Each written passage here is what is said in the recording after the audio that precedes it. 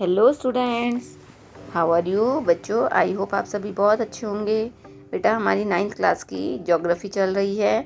इसका हमारा 4th chapter चल रहा है, तो हम इसकी 4 वीडियोस ऑलरेडी डिस्कस कर चुके हैं। आज हम इसका लास्ट पार्ट डिस्कस करने जा रहे हैं। बच्चों वीडियो स्टार्ट करने से पहले बेटा अगर आपको मेरी वीडियोस अच्छी लगती हैं तो आप प्लीज़ इन्हें लाइक कीजिए, शेयर कीजिए और मेरे चैनल को सब्सक्राइब कीजिए। Okay, now let's start. आज हमारा जो लास्ट टॉपिक है वो उसमें क्या है बच्चों, आज हम इसके अंदर रीट्रीटिंग या पोस्ट मानसून के बारे में डिस्कस करने जा रहे हैं। तो देखिए जो रीट्रीटिंग है पोस्ट मानसून है उसके अंदर देखिए क्या बताया गया है। अब देखिए जो अक्टूबर नवंबर का जो मंथ आता है उसके अंदर क्या होता है, जो मानसून है वो वापस लौटना स्टार्ट कर देता है। तो उसके अंदर जो हवा है वो भी चेंज हो जाती है। ये सब कुछ किसकी वजह से, जो हमारी अर्थ है वो जो सन के चारों तरफ मूवमेंट करती है उसकी वजह से वो सब कुछ होता है। एंड जो मानसून है वो उसके अंदर क्या है, कब ये मानसून जब लौटता है तो लो प्रेशर पूरे इंडिया के अंदर नर्दर्न प्लेन के अंदर वीक हो जाता है और इसकी वजह से क्या है, and this is gradually replaced by high pressure. और ये किस में चेंज हो जाता है, हाई प्रेशर में चेंज हो जाता है, यानी कि सर्दी से गर्मी की तरफ आ जाता है। And the south west monsoon winds weaken and start withdrawing gradually. और इस प्रकार से beginning of October the monsoon withdraw from the northern plain. अक्टूबर महीने के अंदर क्या है, नॉर्दर्न एरिया के अंदर से जो मानसून है वो विदा हो जाता है। October November form a period transition from hot rainy season to dry, यानी क्या है यहाँ पर गर्मी से सर्दी की तरफ ये मौसम परिवर्तित होता है।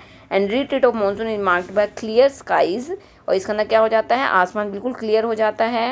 And rise in temperature while day temperatures are high, दिन का टेम्परेचर ज़्यादा होता है, नाइट्स आर कूल, और जो रातें होती हैं वो ठंडी हो जाती हैं। जो लैंड होता है पूरी तरह से नमी से भर जाता है और मॉइस्ट हो जाता है।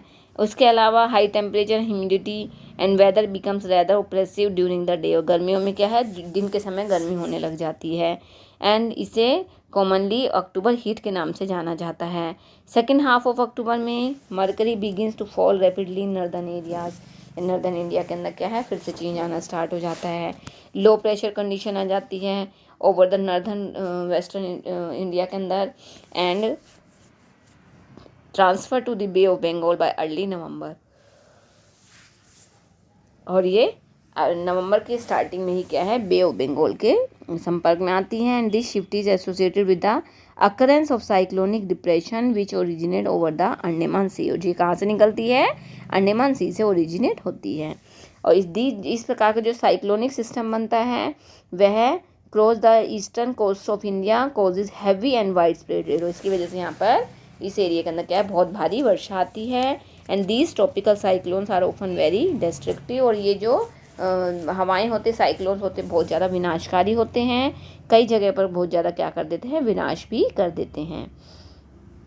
And deltas of Godavari, Krishna and Kaveri are frequently stuck by cyclones, इन एरिया से क्या है, ये जो तूफान आते हुए टकराते हैं। And which causes great damage to life, और इसकी वजह से बहुत अधिक मात्रा में जान और माल का नुकसान होता है। कई बार क्या होता है, ये जो साइक्लोन्स होते हैं ये उड़ीसा, वेस्ट बंगाल और बांग्लादेश से एंटर करते हैं। And the bulk of rainfall of Coromandel coast is derived from depression and cyclones, और जो कोरोमंडल कोस्ट है जो तमिलनाडु में है वहाँ पर जो बारिश होती है वह इन साइक्लोन की वजह से ही बहुत अधिक मात्रा में पाई जाती है। अब आगे बच्चों डिस्ट्रीब्यूशन ऑफ रेनफॉल, अब देखिए हमारे इंडिया के अंदर जो रेनफॉल है वो कहाँ कहाँ पर कितनी कितनी होती है। तो देखिए part of western coast and north east India receive about 400 centimetre of rainfall annually, यानी कि जो वेस्टर्न कोस्टल एरिया है और जो नॉर्थ ईस्ट एरिया है वहाँ पर क्या 400 सेंटीमीटर बारिश होती है। इसके अलावा 60 सेंटीमीटर कहाँ पर, राजस्थान में या इसके जुड़े हुए जैसे गुजरात, हरियाणा और पंजाब में होती है।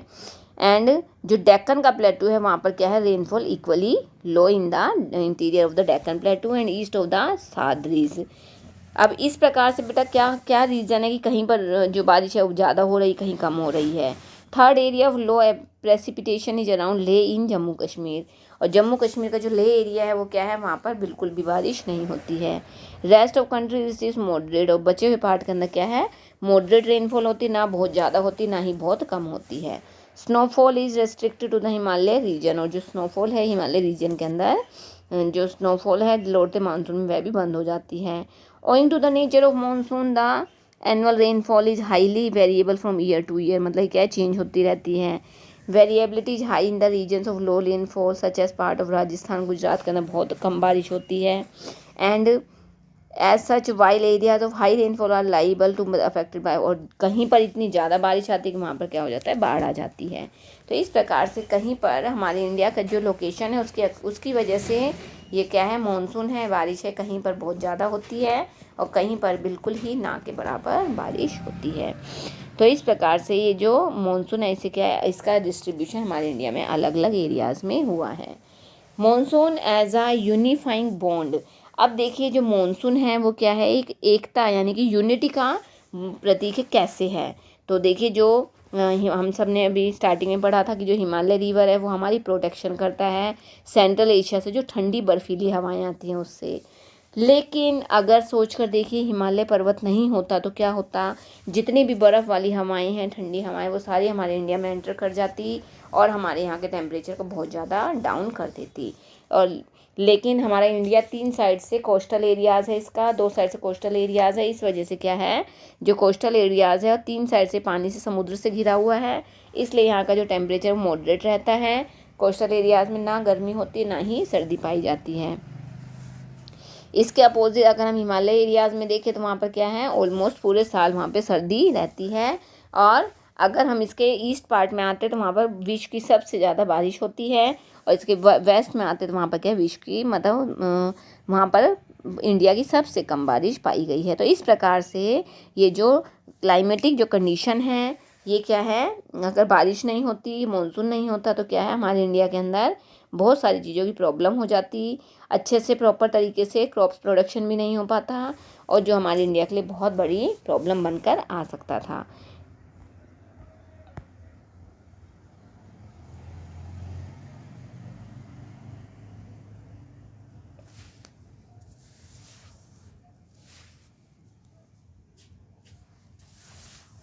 तो देखिए बच्चों डायग्राम के अंदर एनुअल रेनफॉल दिखाई गई है, किस कहाँ पर किस एरिया के अंदर कितनी बारिश पाई गई है।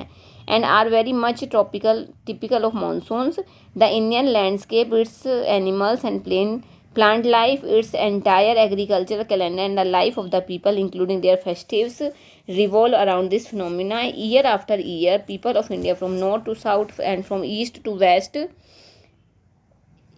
ईगरली await the arrival of the monsoon. सभी भारत के अंदर सभी लोग क्या है, मानसून की वेट करते हैं। And these monsoon winds bind the whole country by providing water to set the agricultural activities. और इस प्रकार से हमारे इंडिया के अंदर जितनी भी एग्रीकल्चरल एक्टिविटीज़ होती है सभी मानसून पर ही डिपेंड करती हैं। And the river valleys which carry this water also unite as a single river valley unit. और इस प्रकार से ये हमारे इंडिया को क्या करती हैं, इसके अंदर अलग अलग प्रकार की जो नदियाँ हैं, नदियों की जो घाटियाँ हैं, वो जो पानी को लेकर आती हैं वो भी क्या है, उससे भी क्या है, एक छोटी नदी घाटी का ही नाम दिया गया है। तो बच्चों आज ये हमारा चैप्टर कंप्लीट हो गया है। थोड़ा सा बेटा देखो मैं फिर से कह रही हूँ, थोड़ी सी इसकी लैंग्वेज अलग है, टिपिकल है, बट आप जब इसको पढ़ो, इसको समझो, तो एक बार इसकी अपने बुक से रीडिंग करना, उसके बाद इसको इसमें हिंदी समझने की, इसको समझने की, चैप्टर को समझने की कोशिश करना, तो आपको अच्छे से समझ में आ जाएगा। आई होप बेटा आपको समझ में आ गया होगा। इंटरेस्टिंग चैप्टर भी है, इसका नाम हमारी पूरी इंडिया की जो ये क्लाइमेट है उसके बारे में बताया गया है, कहाँ पर कितनी वर्षा होती है, कहाँ कितनी कम वर्षा होती है, सब कुछ इसके अंदर डिटेल से बताया गया है। मैंने पूरी कोशिश की है सारे पॉइंट्स को, सारे टॉपिक्स को अच्छे से क्लियर करने की, बट फिर भी अगर बेटा आपको कोई डाउट रहता है तो आप मुझे कमेंट बॉक्स में लिखकर ज़रूर दोगे। ओके, थैंक यू बच्चों, have a nice day, bye bye.